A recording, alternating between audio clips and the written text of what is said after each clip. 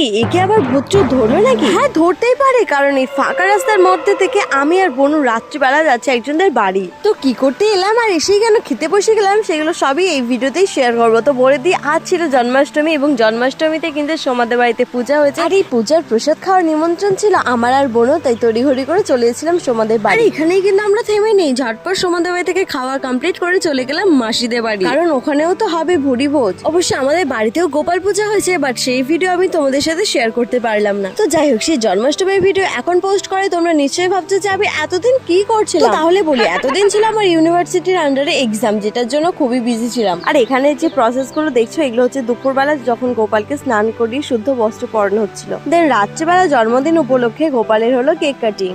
আর আমি আগেই বলে দিই, এটা কিন্তু এগলেস, আর যে সমস্ত খাবার ছিল সমস্ত কিছু নিয়ম বিধি অনুসারেই তৈরি করা হয়েছিল গোপালের জন্য। তো আমাদের জন্মাষ্টমী তো এইভাবে কাটলো, তোমাদের কেমন কাটলো কমেন্টে জানিও। ধন্যবাদ।